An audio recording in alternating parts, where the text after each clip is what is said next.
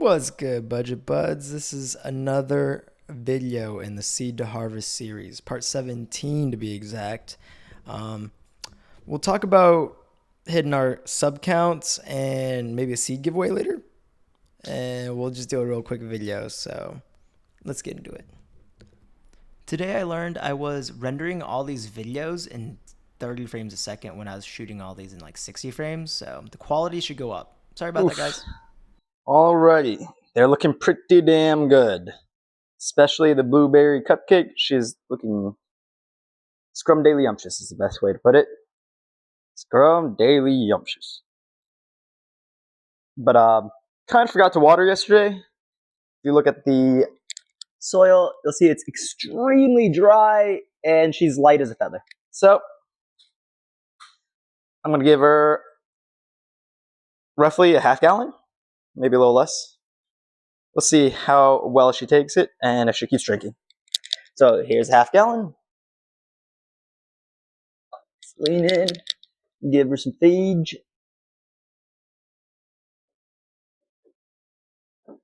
See how quickly that drains out. So when you see the water pool on top, you know it's hydrophobic, it's not going in. It's going to cause channeling and it's immediately going to run out the bottom. You see that? So that is a sign that you've gotten your plants a little bit too dry. Not optimal, but most plants can take it. It's better than overwatering. If you've seen the episode where the plant's leaves are all brown and burnt off, that's from overwatering.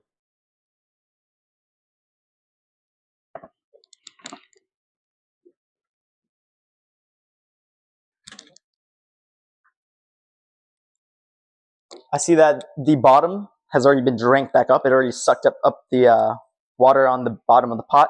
Some capillary action. I'm just going to dump the rest of this in there. And I'll check back on them tonight at around probably 8 o'clock to see if they drank it all. If they did, then I'll have to feed a little bit more water. They're really gorgeous plants. Really gorgeous plants. I think it's like over. There you are. They're nice.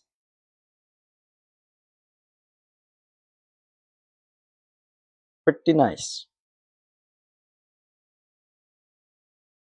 So this whole setup, this whole tent, we got the $130 ViparSpectra light. This is a Vivosun tent. We don't run inline, we just run one desk fan on the top. The one desk fan is kind of like an inline fan, where it takes the air current, pushes across the top of this driver on the light, and it comes out the opposite end of the tent over there. So this whole tent, less than $300. Can you get these results for less than $300? Hell yeah, you can. Hell yeah, you can. Do it for the plot, cause if she got the bubbly, I'ma eat her with the chops, like, yeah. She sucked the tip like she smoking on Zazzy. She's so bad, like, oh my god. I'm going in raw. Like yeah. Bad joints. And they all on my FYP. They wanna fuck ASAP, cause I be they love sex dreams. Way shorty giving me head made my temper. When she get to work, all your purse oversteam. She pressed the button like and sucked off the rest of the team. My shorty different, but the face card valid. And she let it yap, had to turn on the caption. I think I'm gonna chop her either tonight at like 10 o'clock or tomorrow. But she's gotta go. She's like pretty much done. I could obviously push for a little bit more weight and for her to finish a little bit more, but at this point she's pretty much gone as far as she wants to go. Most of the nutrients have already burned off, as you can see from the leaves are all yellow and purple and crunchy. I don't want to feed her anymore, so she's going to get plain water until I see pretty much no signs of any growth, which could be tonight or tomorrow. Really pushing her. Really pushing her. I think this would be around close to day 85 if I chop tomorrow. But excited about that. There's also plant number 2 here. She was real sick before, but recently she's been getting better and better. Here, I'll show you the nug development now that she's gotten less sick. The buds themselves are really nice, but the burnt leaves and the ugly chunks everywhere, not much I can do about that. I'm gonna have to trim that off at the end. But all the buds themselves are starting to get real frosty. Real frosty nugs. So hopefully we can deal with those burnt leaves and we'll still get a decent harvest from this. Yeah. Sucks sometimes when you think that you have an auto water system that's going to work and then it favors one end and then dumps like basically 2 gallons into one side. Yeah, that's what happened. So one of the things is it's best to remove these because you want dead decaying matter on your plant, first of all. Second of all, it's a good sign to let you know that either A, you feed more or expect a smaller yield. I'm going to go down here. I'm going to do a quick little defol. If you see what I'm doing, let's see. I could make this a little bit better.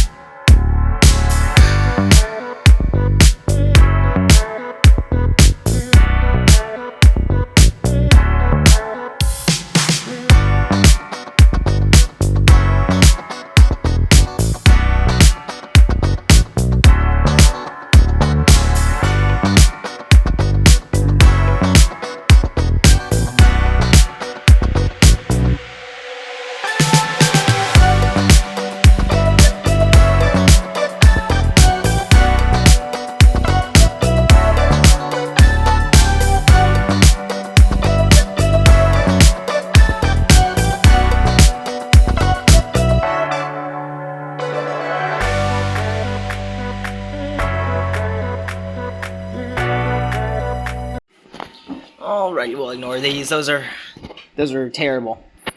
I hate you. I hate you. You destroyed one of my plants. Anyways, the top of the soil is looking pretty dry. Not completely dry. I see some spots where it's got some moisture, which is a good sign.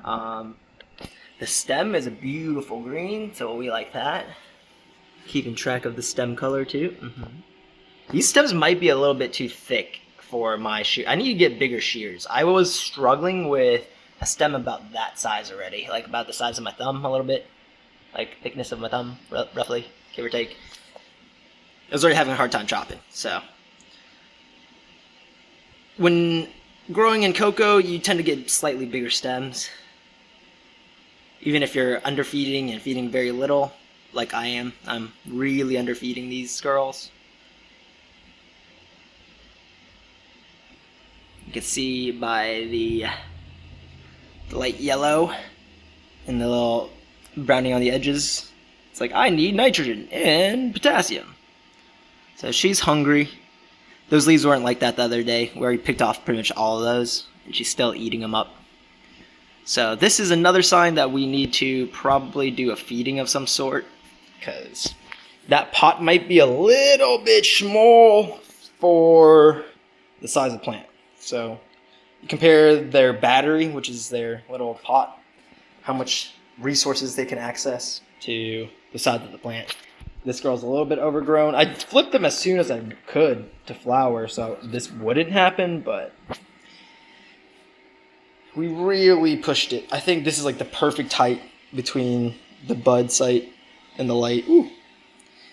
That's like pretty much ideal. Just a bit over 10, like 10, 11, maybe 12 inches. Maybe 12.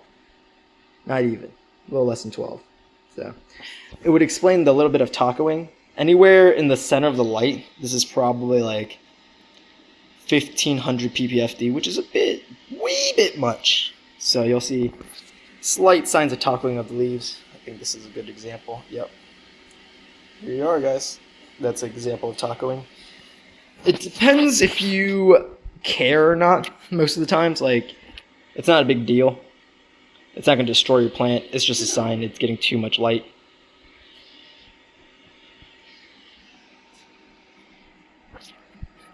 These are slightly lower. You'll see the leaves are really nice and flat. Really normal. If you head towards the top, this is probably the highest point. So the leaves may curve a little bit more, like this guy. You see that curvature of that leaf? He happens to be in like the higher zone, like closer to where these other plants are, these other tops. But I'm really liking the colors of the blueberry cupcake. She was like my least favorite in veg, but you can never judge a plant by its veg, is all I gotta say. Well, part of the reason why she was struggling, I think the indoor temps were like in the 70s at the highest, and night times it could drop below like into like the 50s. So that was really causing her to struggle, while the violet vortex doesn't mind the warm temperatures of, I think it's like 70, or what is it? It's 82.5 in here with 55% humidity. She was not liking it as much in here as she did in the cooler temps, but she still does well in both. So I think if I was to keep a plant, even though the blueberry muffin or blueberry cupcake is a much more gorgeous plant and has very unique terpenes, if I were to do a breeding project for newbies and beginner growers, I would probably select the violet vortex because it just takes less work. You're getting huge yields. You'll feel like you're a boss. Like you grow something like that, like a giant bushy monster that you barely put any effort into. You're gonna feel good. It's gonna just feel good. So that's the plan. I might find a way to pull these out so they can get some more light, or I might do some shifting of some plants.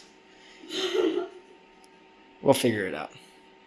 But she's well on her way. Those nuggets are going to be much larger than all the autos. This is going to be much more stacked into a single nugget than the autos. Autos were a little bit sad since we ran them in like winter temperatures, and it was a little bit bad. But anyways, I think that's it for today. I'm going to be out. I'm not going to water these. Alrighty, homies. I want to thank everybody who subscribed. I'm super happy and excited that we finally hit 500. Shoot, we're at like 600 now. Like we blew past it. I'm probably gonna hit 1,000 soon, so I gotta make a video readying up those seeds I was gonna give out to everyone, because I got a pack of them. You guys wait here. Wait for 1 second. Wait for 1 second.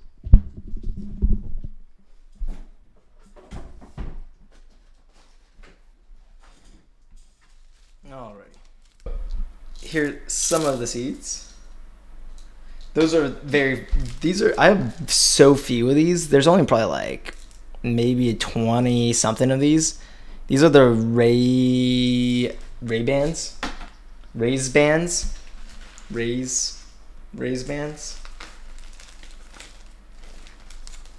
That's a cultivar that turns really, really dark.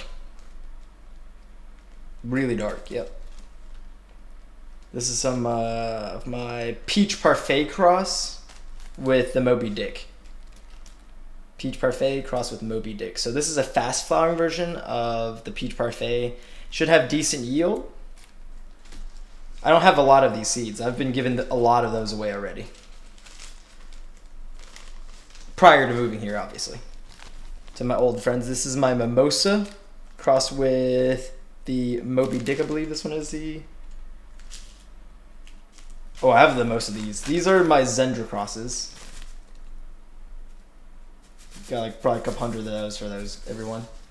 So I probably got like 100 of the Mimosa, a couple hundred of the Zendra at least, like maybe like 40-ish of the Peach Parfait for everyone.